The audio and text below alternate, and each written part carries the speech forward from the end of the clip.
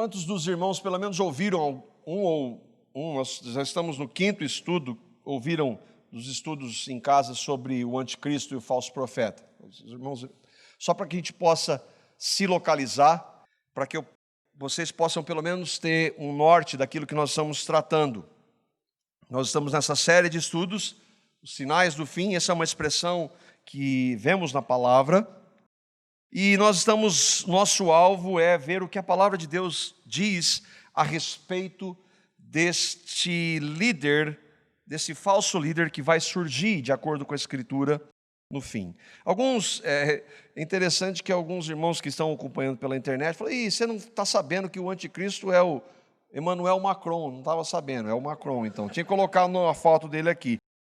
A ideia das imagens que estão aí, nós não estamos falando que nenhum desses aí, quanto que eu acho que um dos ali, não ele, mas a figura tem uma relação muito próxima, não são anticristos, não é o anticristo, eles podem até ser.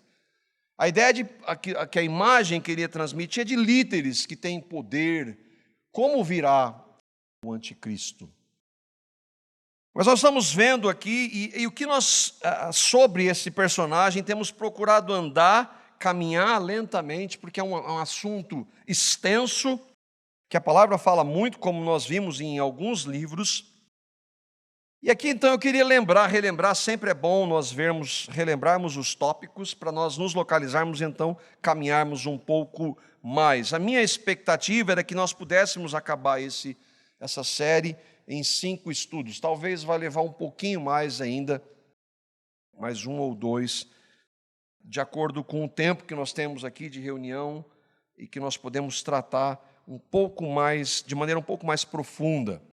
Nós vimos sobre o anticristo. O que nós estamos vendo? Essa expressão anticristo, que o apóstolo João cita essa expressão 4 vezes em suas cartas, a expressão anticristo, e que ela significa, anticristo é muito importante de entender, ela significa contrário a Cristo, mas não somente isso, no lugar de Cristo.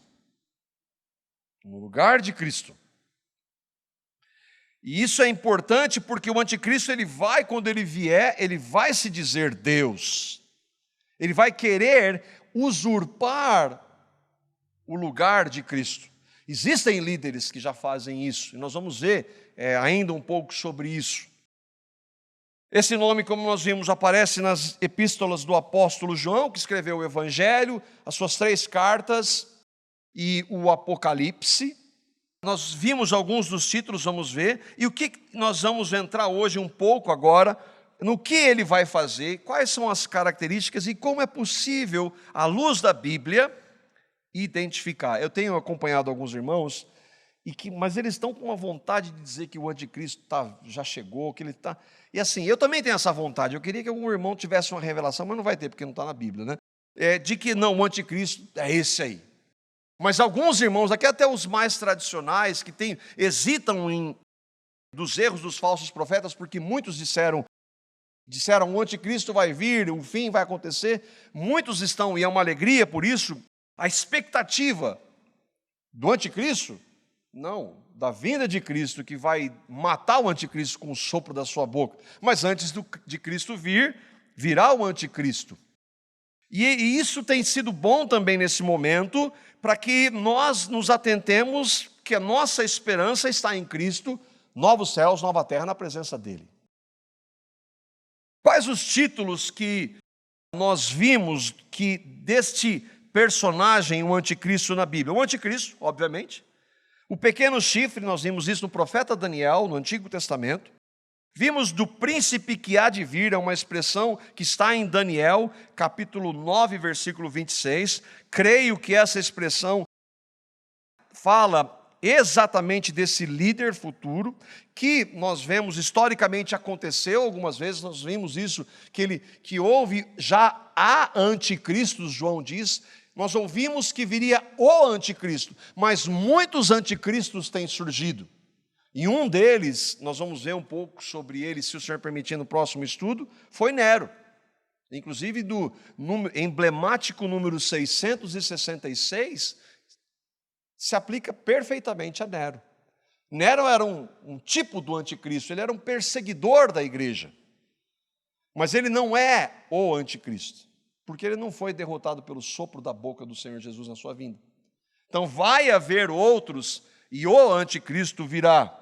Nós vimos também o assolador, que já houve assolações na história de Israel, e houve uma grande desolação na época, no ano 70 precisamente, lá em Jerusalém, quando o general Tito, que depois veio a ser um imperador romano, destruiu Jerusalém e o templo.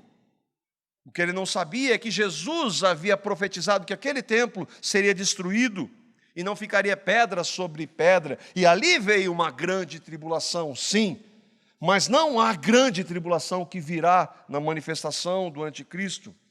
Vimos como Paulo fala do homem da iniquidade, o filho da perdição e o iníquo. Todas essas expressões, elas mostram de maneira absolutamente clara. E aí nós vemos irmãos, e nós vimos que há percepções de irmãos, tanto em relação à tribulação, pré-tribulacionistas, mesotribulacionistas, pós-tribulacionistas, ou em relação ao milênio, amilenistas, pós-milenistas, pré-milenistas. Há diferenças, mas todos concordam de que vai vir um homem, o anticristo, porque João disse. E esse homem é um homem da iniquidade, é um filho da perdição. Essas expressões que Paulo usa mostram a malignidade desse ser humano que vai romper contra a igreja de Cristo. Nós estamos estudando, e aqui eu estou colocando a citação do irmão D.A. Carson. O que eu trouxe essa citação é porque no primeiro estudo, e aqui é algo que é importante nós entendermos, no primeiro estudo eu citei que os textos do apóstolo João, o Evangelho, as suas 3 cartas e o Apocalipse foram escritos aproximadamente no ano 90 depois de Cristo. Aproximadamente no período pouco antes depois da morte do apóstolo. É sempre aproximadamente, por quê? Porque nós estamos falando de 2000 anos, ninguém tem esses números com exatidão. E esse era um dado que eu sempre passei, porque a maioria dos estudiosos atribui os escritos do apóstolo João a esse período, 90, 95. Mas não há certeza. E uma das coisas que, meditando sobre esses textos, foi ouvir alguns irmãos que defendem que João escreveu o Apocalipse aproximadamente, não no ano 90, mas sim entre o ano 65 e ano 70. Porque foi no ano 70 que a destruição de Jerusalém e do templo ocorreu. E uma das justificativas, e aqui então a citação do Carson para dizer, mas com base no quê? Não temos uma pressão, mas a gente pode ter algumas tentativas de entender à luz da Escritura. O irmão Carson diz assim, as sugestões acerca da data do 4º Evangelho, o Evangelho de João, e por consequência os outros escritos, porque o João escreveu todos os seus 4 escritos mais ou menos em um mesmo período, elas surgiram, porque assim, nos últimos 150 anos, irmãos, o que nós temos de documentação, de achados arqueológicos, de, por exemplo, uma das maiores descobertas, eu citei aqui, arqueológicas da história, os rolos do Mar Morto, encontrados em 1947, que trazem textos do Velho Testamento e que calaram a boca de muitos daqueles que negam, dizem, a Bíblia está cheia de erro. Pois é, acharam textos que têm 2.200 anos que mostram que não tem mudança nenhuma. E esses últimos 150 anos, muitos irmãos estudando, hoje nós temos mais ferramental, estudando os textos, por isso que nós temos hoje, por exemplo, várias versões da Bíblia. São estudos mais profundos, de textos mais próximos dos originais, que nos ajudam a ter uma compreensão um pouco mais clara. A Bíblia não mudou. Mas esses estudos na história trouxeram ferramentas para que nós pudéssemos compreender melhor a história, especialmente os escritos do Novo Testamento e do Velho Testamento, do Antigo Testamento. E ele diz então que praticamente qualquer data é possível entre 55 e 95. do primeiro século. Então, João pode ter escrito o seu evangelho, as suas 3 cartas e o Apocalipse nesse período. Eu falei 4 escritos, mas são 5, né? E aí, então, eu entendi por quê. Por que do ano 70? Antes do ano 70. E é uma das justificativas de alguns irmãos, e que eu creio, ela é muito pertinente. Porque João, em seus 4 escritos, não faz uma única menção da destruição do templo. Se ele tivesse escrito no ano 90, por que ele não teria tratado? É claro que ele escreveu mediante a inspiração do Espírito de Deus. Deus poderia, sim, que ele não tratasse disso, sim, mas nós sabemos que Deus não isentava a responsabilidade e a capacidade daqueles irmãos de escreverem. Então isso me fez pensar, eu estou admitindo aqui, que é algo que eu estudando, hoje eu entendo que esta carta, o Apocalipse, que nós vamos ver um pouco hoje, foi escrito antes do ano 70. E aqui tem alguns dados, eu fui pesquisar um pouco, que é muito interessante. Aqui nós temos todos os escritos do Novo Testamento. E os únicos textos do Novo Testamento que seriam sido escritos após o ano 70 eram justamente do apóstolo João. Todos os anteriores, e não estou falando de liberais, porque liberal diz que isso aí foi escrito 200 anos depois, e botaram o nome de João. Não estou falando de liberal, liberal não nos interessa. Nós estamos falando de homens que creem que a palavra de Deus foi escrita por esses homens que se dizem os autores.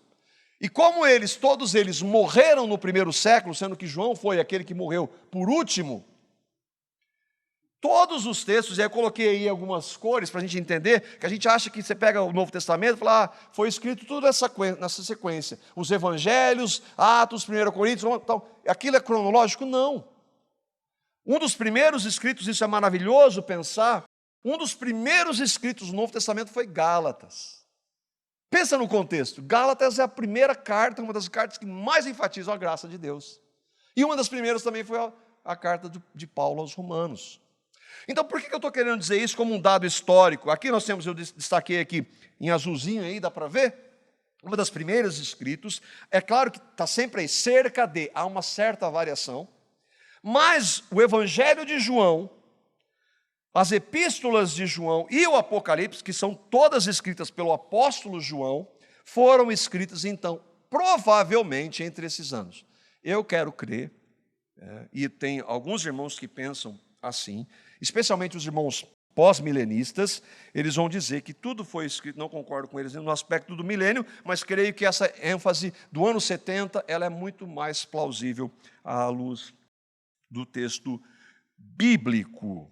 Mas qual a relevância disso? Para nós, não tem tanta relevância. Mas quando nós olhamos que o Apocalipse fala muito, mas muito do Império Romano, então aí a gente começa a ver um pouco diferente. Porque a gente pega o Apocalipse hoje, parece que tudo do Apocalipse só fala do futuro.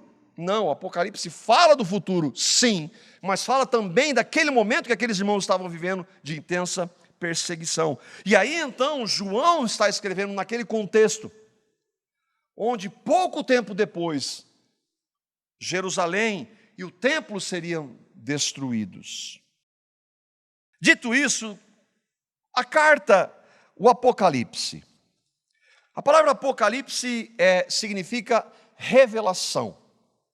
E logo no início a gente vê a revelação que Cristo deu a João, para que João transmitisse à igreja do Senhor. O autor é o apóstolo João, portanto, não há dúvidas disso. Irmãos, é importante quando você for ler, cuidado com as fontes. Liberais não acreditam em nada da Bíblia. Liberais, quando a gente fala de teólogos liberais, são aqueles que não acreditam em nada. Eles não viriam ser nem teólogos. Eles deviam fazer qualquer outra coisa, menos abrir a Bíblia. Mas eles não creem. Nós cremos na inerrância e na infalibilidade da Escritura. A gente é bem tacanho, bem fundamentalista nesse sentido. Mas vai ter muito evangélico aí hoje que não é. A gente tem que tomar esse cuidado. O escrito do Apocalipse foi, sim, escrito pelo apóstolo João, mas dirigido pelo Espírito Santo. Há aproximadamente essa compreensão entre os anos 65 e 68 depois de Cristo, 2 anos depois, antes da destruição de Jerusalém, que os livros de história narram no ano 70. ela tinha um alvo primeiro: 7 igrejas da Ásia Menor. É claro que quem está dirigindo João a escrever? O Senhor Jesus. E em sua soberania ele saberia, é lógico que ele sabia, que essa carta chegaria 2000 anos depois da nossa mão hoje. Então não é só para 7 igrejas, mas é para as igrejas de Cristo em toda a história. E o objetivo da carta? Escreve, pois, as coisas que viste. João, escreve aí as coisas que você viu, as coisas que são, João, e as coisas que hão de acontecer. Daí então ele é um livro sim histórico, mas é um livro que fala também do futuro. E é por isso que nós cremos que ele tem muitas implicações para o nosso tempo. E é o único livro que traz uma promessa para aqueles que leem. Apocalipse 1:3 diz: bem-aventurados aqueles que leem as palavras dessa profecia do Apocalipse, e aqueles que ouvem, e aqueles que guardam o que nela está escrito, porque o tempo está próximo. Então, para nós é fundamental, e eu sou apaixonado por esse texto, apesar de que quanto mais eu leio, mais eu vejo a complexidade, a profundidade dele, mas não é por causa disso que eu não vou obedecer essa bem-aventurança de ler o texto. Eu já vi de alguns irmãos dizerem, e um irmão que eu gosto muito, ele diz: não, Apocalipse é fácil. Não, não é fácil.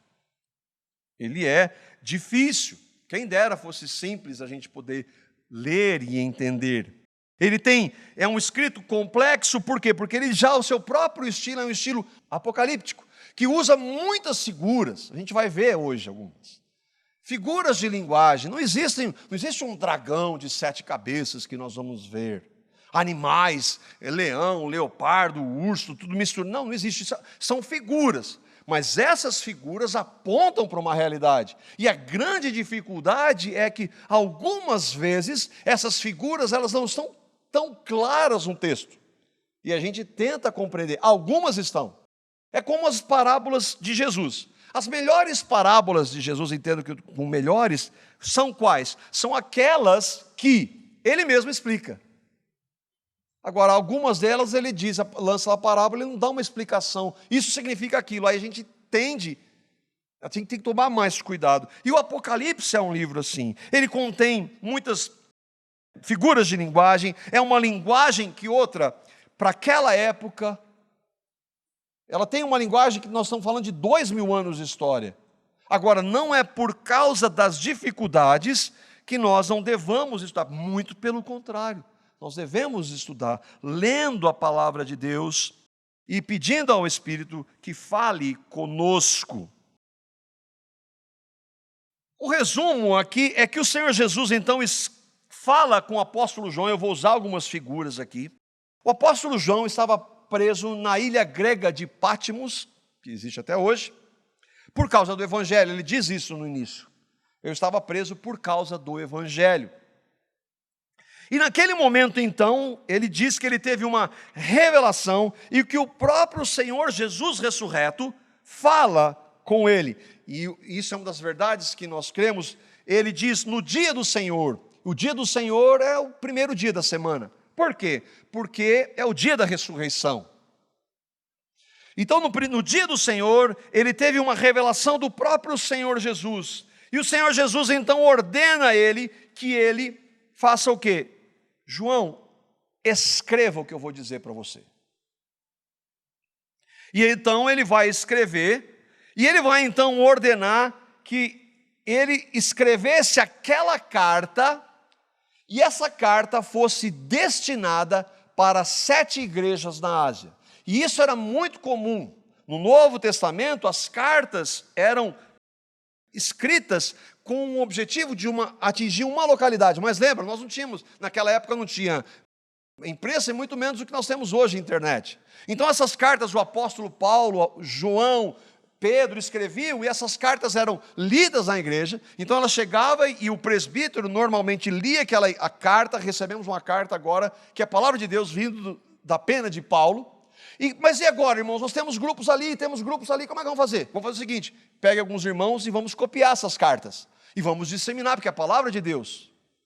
E isso foi feito.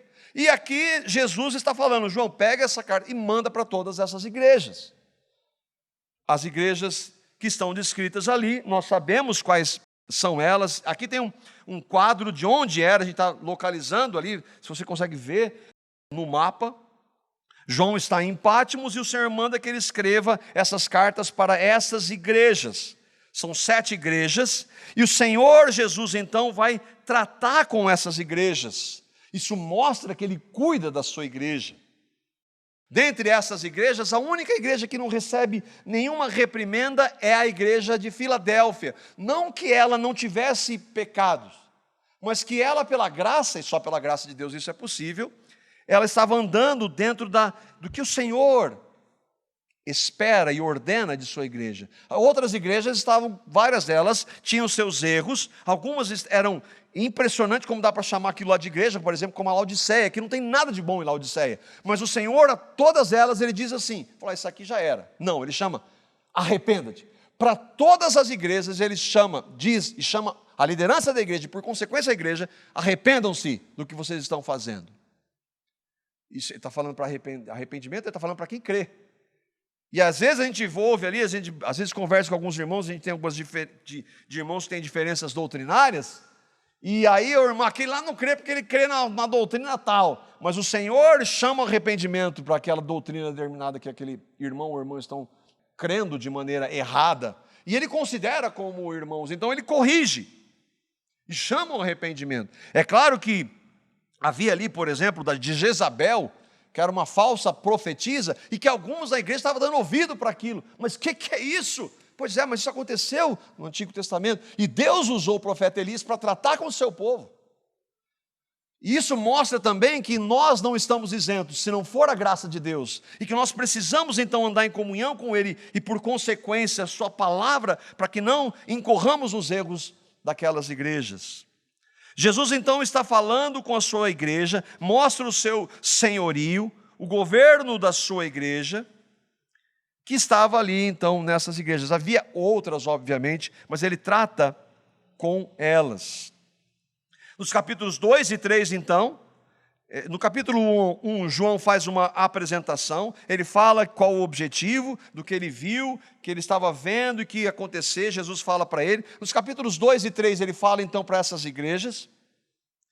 E aí então no capítulo 4, e aí a gente tem uma imagem que eu fico imaginando de como seria.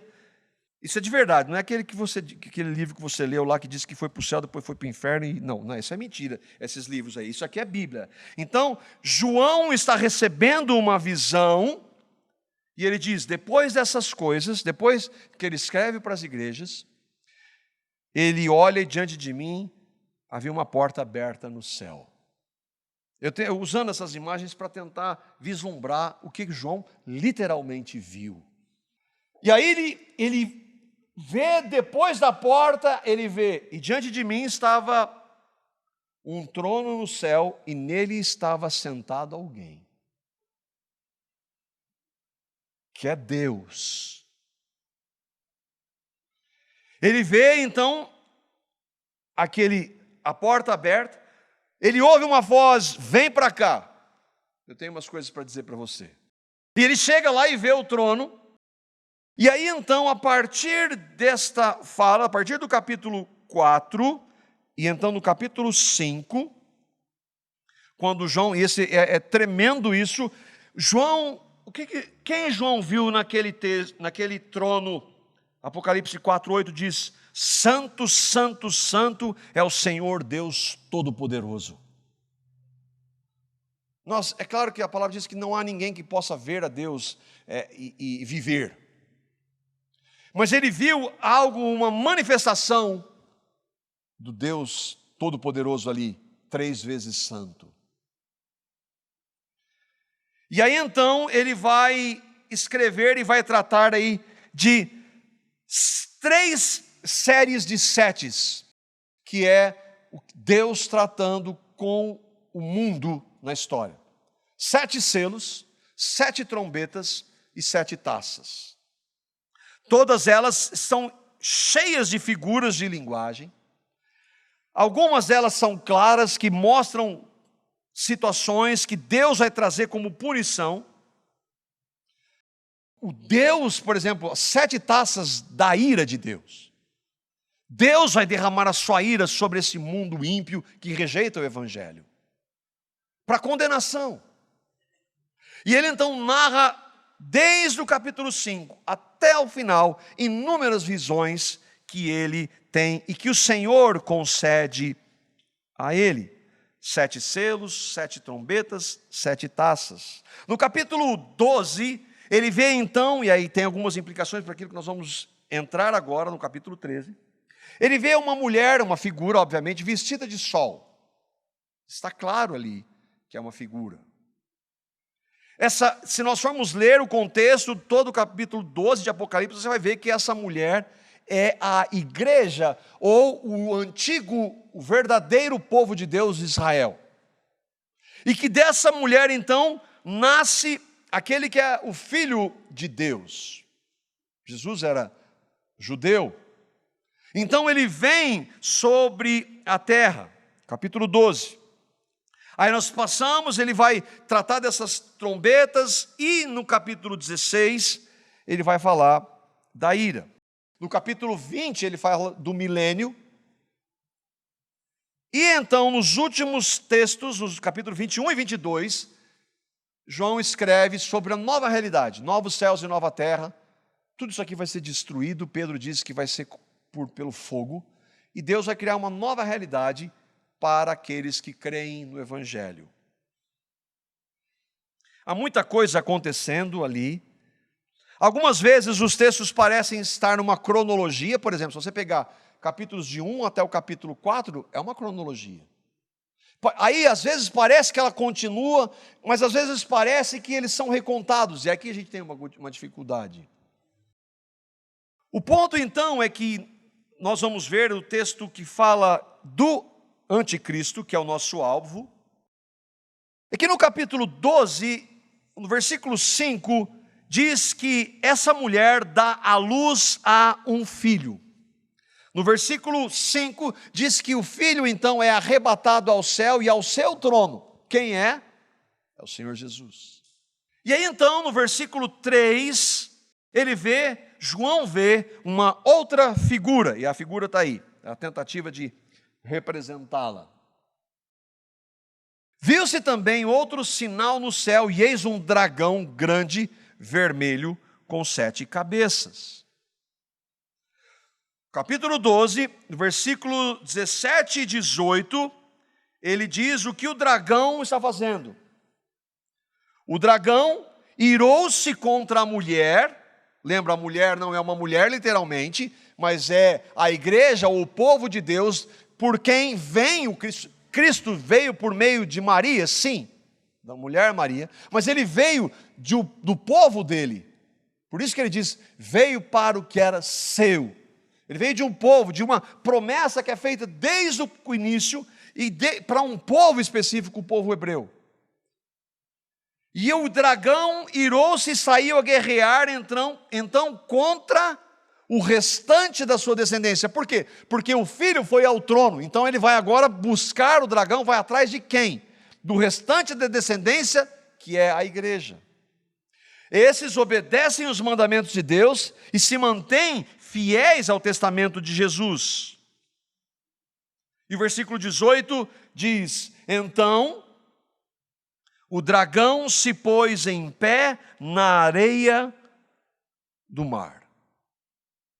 E aqui então nós vamos entrar no estudo, agora que a gente vai começar o estudo propriamente. O dragão, quem é? Vocês lembram de algum texto que fala do dragão? O dragão, a antiga serpente, o diabo e Satanás. Então o dragão é Satanás.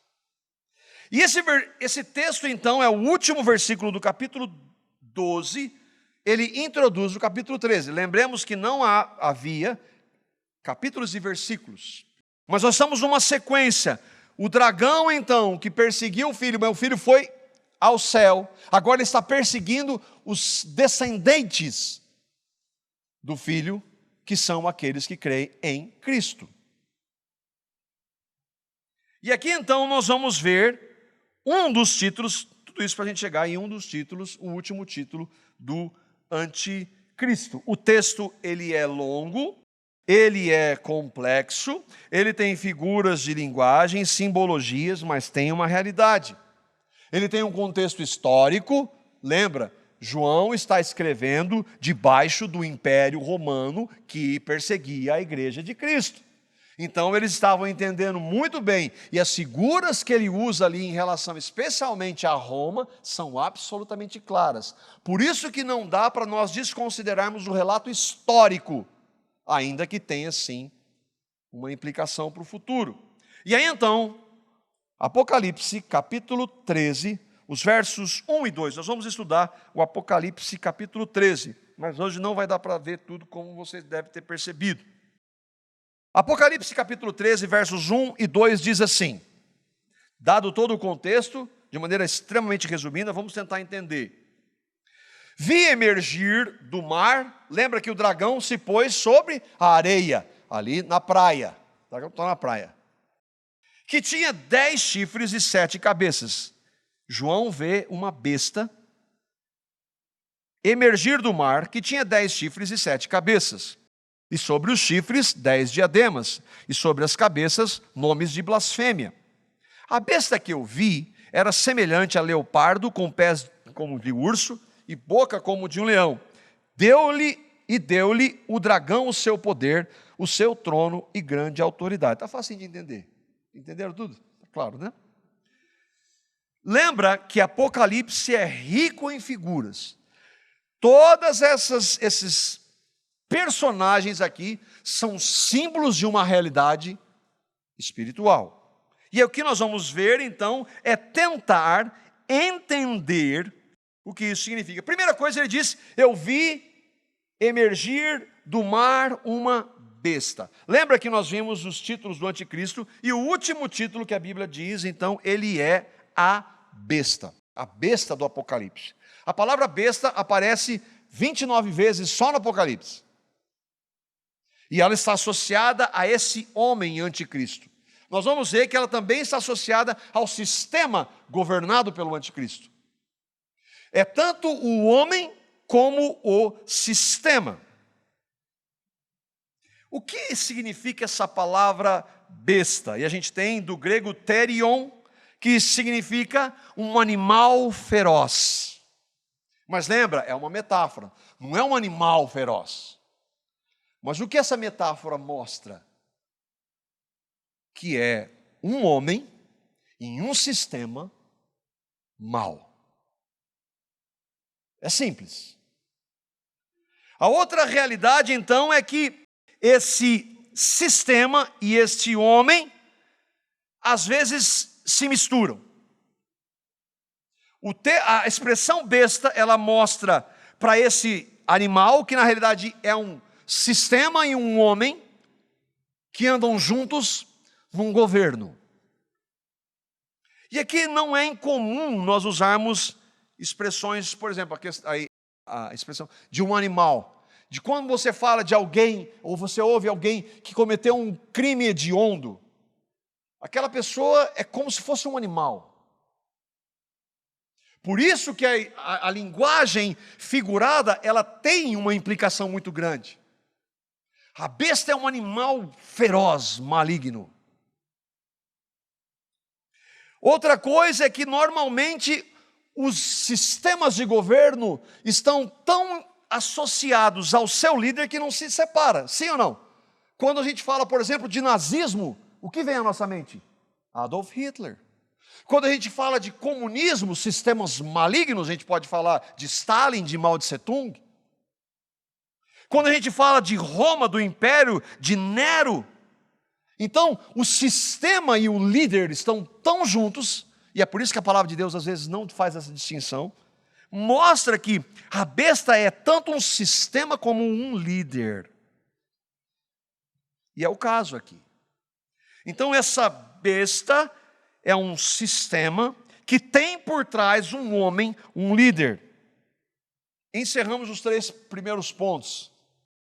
Vimos aqui agora o último título do anticristo. E agora então, a partir de tudo que nós vimos nesses 4 estudos. Nós vamos lembrar, obviamente hoje não vai dar tempo, mas vamos tentar ver o que a história fala das características desse homem e desse sistema. Diante desse texto de Apocalipse capítulo 13, diante do texto que Daniel escreveu, diante do que Jesus disse em Mateus 24, diante do que Paulo diz em 2 Tessalonicenses capítulo 2, a gente vai tentar compreender quem é esse ser. Voltamos lá para o texto. Apocalipse capítulo 13, versículo 1, João diz o quê? Vi emergir do mar uma besta. E aí então tem a figura. Lembra que o dragão está ali e do mar surge então uma figura. É claro que esse tipo de animal ele não existe. Mas a figura aí é feia, né? Mostra, tem uma imagem e uma realidade de maldade, de malignidade por trás. E a gente vai tentar então entender cada um destes personagens ou destas partes deste animal que a Bíblia diz. E o que o texto vai dizer de acordo com o que João escreveu? Primeiro ele disse que ele viu emergir do mar o quê? Uma besta, que é esse animal.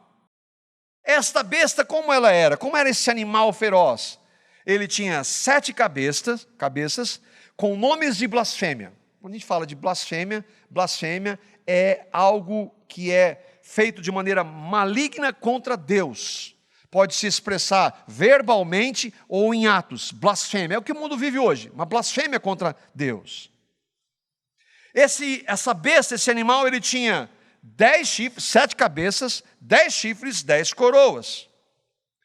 Esse animal, ele era semelhante a um leopardo, com pés como de urso e boca como de leão. Esse animal, ele recebe um poder do dragão, e deu-lhe o dragão, a besta, o seu poder, o seu trono e grande autoridade. O que significa tudo isso? João diz que ele viu essa besta emergir da onde? Do mar. O que é o mar? Uma das regras de interpretação bíblica fundamental é que a Bíblia explica a Bíblia. Como essas linguagens figuradas, algumas vezes nós não vamos compreendê-la, ou nós não vamos conseguir entender quando ela está acontecendo, mas nesse caso nós podemos ver, e que a palavra fala em vários lugares na Bíblia, que o mar simboliza, lembra, tudo ali é simbólico, o mar simboliza povos. E o texto de Apocalipse, capítulo 17, versículo 15, fala: as águas que você viu, lembra? Apocalipse é um escrito de João, não tem capítulo, não tem versículo, Deus está dando uma revelação, e aí Deus vai falar para ele: João, as águas que você viu, são povos, multidões, nações e línguas. O que a gente entende disso é todo o povo. O povo da onde? Do planeta Terra.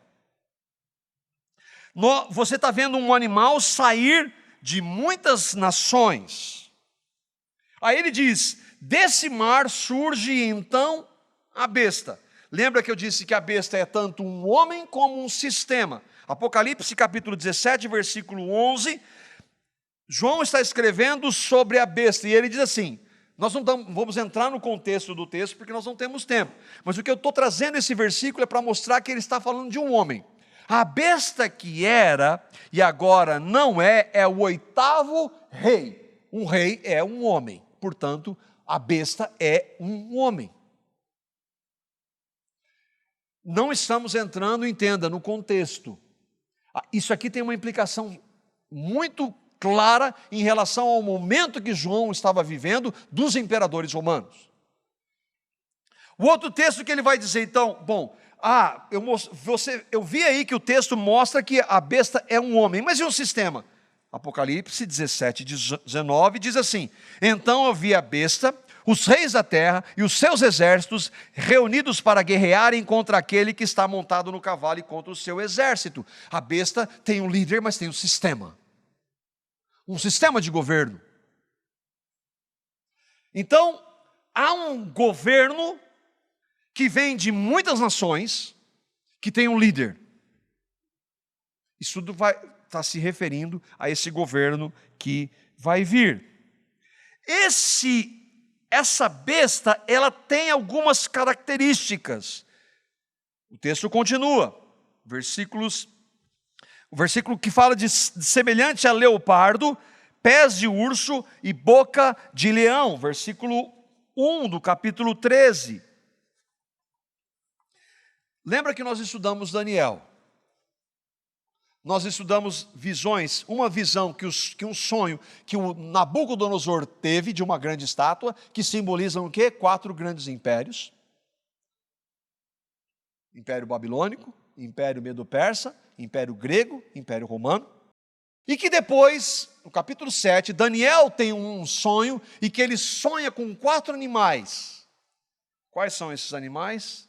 Versículos 2 e 7 diz: Daniel disse, eu estava olhando, 4 animais grandes, diferentes uns dos outros, subiam do mar. O primeiro era como um leão, o segundo um urso, e aqui um outro semelhante ao leopardo, e eis um quarto animal terrível. Lembra da cabeça, uma das cabeças, que tem 10 chifres. Nós vemos então aqui a ligação que há entre o escrito do profeta Daniel e o escrito do apóstolo João. E que tem uma relação íntima falando o quê? E como nós podemos interpretar? Que esse governo do anticristo e esse sistema de governo, ele vai ter características desses impérios. Esses animais, nós já vimos, irmãos, nós estamos numa série de estudos, nós já vimos sobre isso. Esses animais representam de maneira absolutamente clara os impérios da antiguidade até o Império Romano. Então, o João está falando, e agora debaixo do governo do Império Romano. Ele vê também, nós estamos vendo lá de novo Apocalipse capítulo 13, que essa besta tinha 7 cabeças com nomes de blasfêmia. E aqui pega.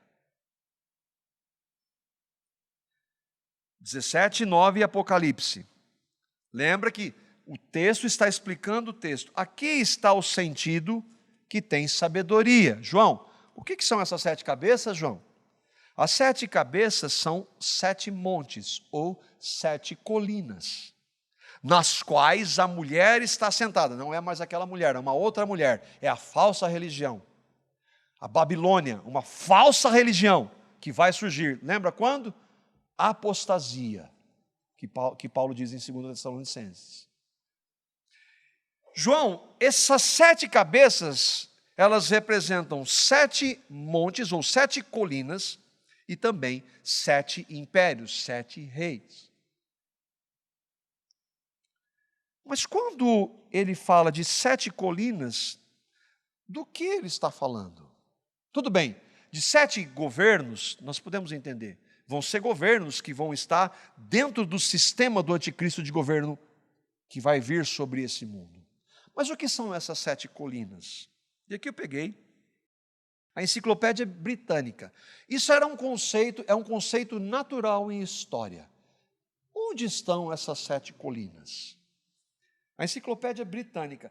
Eu estou falando uma situação, toda a história fala disso.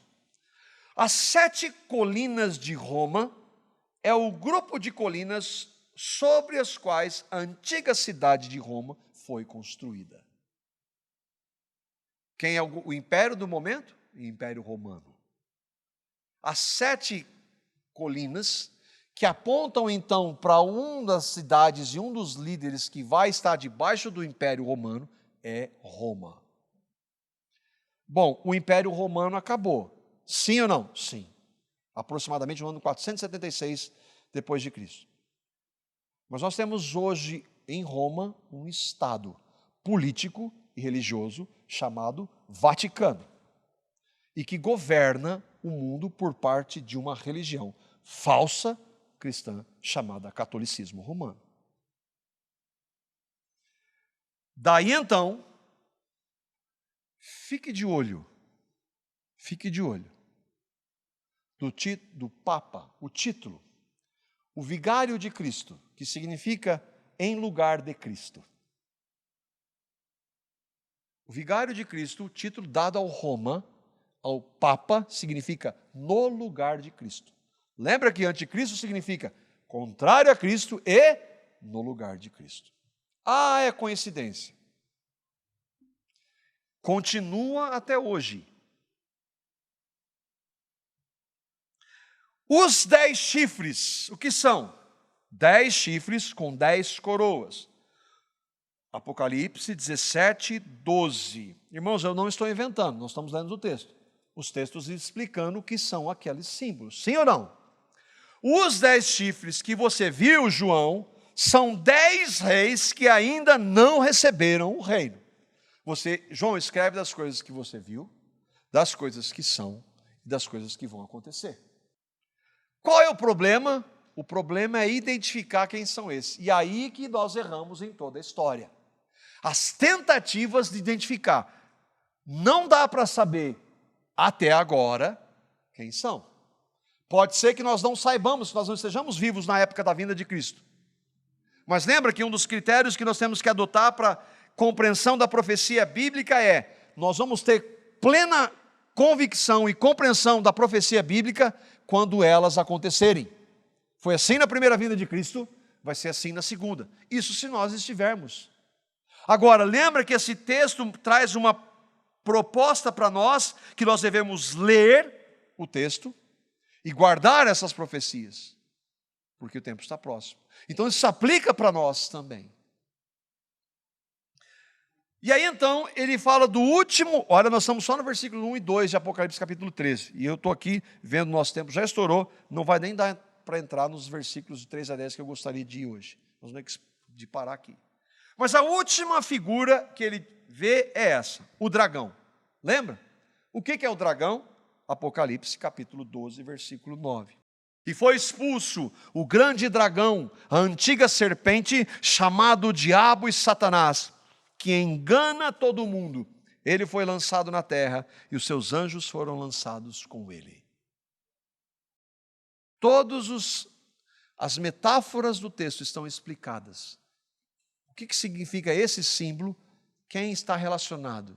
E aí a gente monta isso para poder entender, para poder compreender. E aqui tem uma tentativa de interpretação daquilo que nós vimos em Apocalipse capítulo 13, versículos 1 e 2. No futuro, antes da volta de Cristo, o diabo, que é o dragão, guiará um governo. Ele vai guiar, ele vai dar o seu trono, o diabo, o dragão vai dar o seu trono e autoridade para um governo que é a besta, que vai comandar o mundo. Lembra que a besta, e nós vamos ver nos versículos seguintes, não hoje, porque uma das cabeças é ferida. E de alguma forma sobrenatural, ela ressuscita. Essa é uma das cabeças do governo da besta, que é o anticristo. É o homem que está dentro do sistema. Mas o que nós vemos então é que o dragão, ele vai guiar esse sistema que tem um líder por trás, que comandará o mundo, as nações. Esse império saiu do mar, que são povos, línguas e nações. Esse governo terá características dos antigos impérios babilônico, medo, persa, grego e romano, semelhante a leopardo, pés de urso e boca de leão. Será um sistema liderado pelo anticristo, a besta, um homem, que terá o apoio de outras nações, os 10 chifres são nações, incluindo Roma, que são as 7 cabeças ou 7 colinas. Ele irá se opor à genuína fé cristã, por isso que ele tem nomes de blasfêmia. E aqui então nós temos uma interpretação dos versículos 1 e 2 de Apocalipse, capítulo 13. Eu ainda tinha alguns textos para ler, mas o nosso tempo já foi. Eu vou parar por aqui. E se o Senhor permitir, nós damos continuidade nos próximos estudos. O que eu não posso deixar de mencionar é que tudo isso aqui vai acabar e que tudo isso já está decretado pelo Deus que governa o universo. E que tem um rei sobre esse universo, que é o Senhor Jesus Cristo. Esse sistema maligno que vai surgir um dia e que vai governar esse mundo e que está sendo preparado desde que se iniciaram os últimos dias, desde a época de Cristo até agora. E que por isso, quando a gente olha coisas como essa, a gente fica, será que é? A gente deve estar atento, a gente pode dizer que é, porque Jesus disse que um dos sinais que mostrariam que ele viria, antecederia a sua vida, eram pestes. E a gente está vivendo uma agora. Mas será que não é? Não parece que hoje o sistema de governo mundial está cada vez mais tomando forma? Ou é loucura? Hoje, o que se determina no Brasil, se determina na China, se determina num país do Oriente Médio, de culturas, religiões totalmente diferentes. É impossível? Não, não é impossível, porque já aconteceu na história. Acontece que tudo isso aqui, mas que medo, esse poder todo, o anticristo, o seu império poderoso, maligno, Deus vai derrotar na pessoa de Cristo com só isso. A grande questão é onde eu e vocês vamos estar. Porque se isso acontecer daqui 100 anos, nenhum de nós vai estar vivo. Mas se acontecer daqui 100 anos, nós vamos estar mortos e nós vamos ressuscitar. Uns para a perdição eterna e outros para a vida eterna.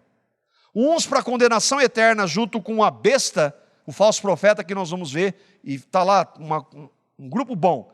Anticristo, falso profeta e o dragão, lá no lago de fogo e enxofre.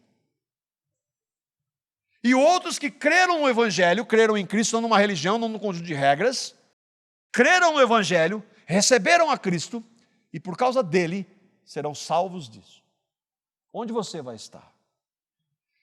Mas a gente nem sabe se isso vai acontecer, não importa, a gente pode morrer, eu posso morrer amanhã. E aí eu vou estar na presença de Cristo. Depois vai ser de cadeira camarote assistir tudo isso. Participar disso na vida de Cristo com os seus santos, a palavra diz. Onde você vai estar? Mas como é que eu posso saber onde eu vou estar? Se você participa da comunidade cristã de Londrina. Misericórdia é se você um dia creu em Cristo. Se um dia o Espírito de Deus mostrou para você que você é um pecador, é um desgraçado pecador, em atos, em palavras, em pensamentos, do que você ouve e fala, e que nesse estado você está separado do Deus que é santo, santo, santo, é o Deus Todo-Poderoso, você está separado porque Ele não tolera o pecado.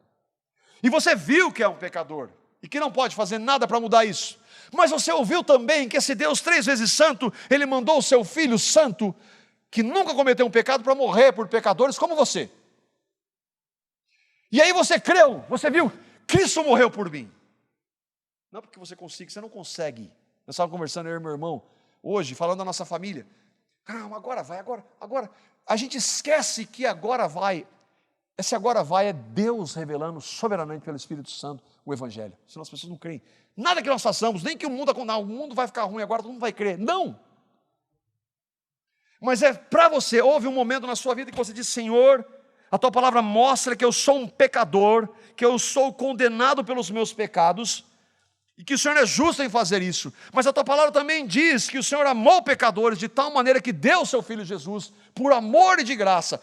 E ela diz que se eu crer em Cristo, se eu entregar a minha vida a Ele, me arrepender dos meus pecados, não importa o que eu tenha feito, quão depravado eu tenha sido, quantos pecados eu tenha cometido, lá na cruz o seu sangue me purifica de todos eles, e Ele na sua ressurreição me dá uma nova vida.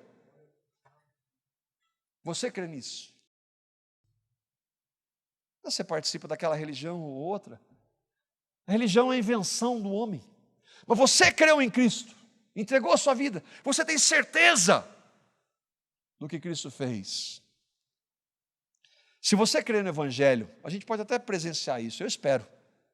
A gente conversa lá em casa, será que vai ser isso? Lá em casa tem pré-tribulacionistas, acredita? Na minha casa tem isso. Mas a gente conversa sobre a expectativa da volta do Senhor. Será que nós vamos estar vendo isso? Já pensou? Mas e se não acontecer? Um dia nós vamos ver, talvez não vivos, mas nós vamos participar disso, ressuscitando dentre os mortos. A questão é, em qual grupo dos ressurretos nós vamos estar? Se eu e vocês cremos em Cristo, na graça, no evangelho da graça, de que perdoa pecadores tão depravados como eu e você, que nos perdoa por amor. Se nós cremos no que Cristo fez, tudo que vai acontecer aqui, por causa de Cristo, nós vamos poder viver e vivenciar e ver o poder do evangelho, que transforma vidas, mas que não somente isso, vai transformar toda essa realidade maligna em novos céus e nova terra, onde habita a justiça para aqueles que receberam a Cristo. O desejo do meu coração é que o Espírito Santo de Deus revele o evangelho para você. E se eu e vocês cremos hoje, que alegria! Como nós podemos louvar o Senhor e engrandecê-lo. E é por isso que nós participamos da ceia, porque nós cremos em Cristo. A ceia do Senhor não é um ritual religioso, é uma lembrança, é uma realidade espiritual para aqueles que creram em Cristo. Todos aqueles que creram em Cristo, não importa quão pecadores tenham sido. E, irmãos, eu e vocês somos tão pecadores, mas tão pecadores que nós não fazemos a menor ideia de quão pecadores nós somos. Mas Deus amou pecadores. E se nós cremos no que Ele fez, nós podemos então louvá-lo e agradecê-lo por sua graça. Podemos esperar que Ele trate conosco, que Ele mude o nosso caráter, que Ele vá lapidando Cristo, até o dia que nós formos ao encontro dEle, ou Ele vier para nos buscar.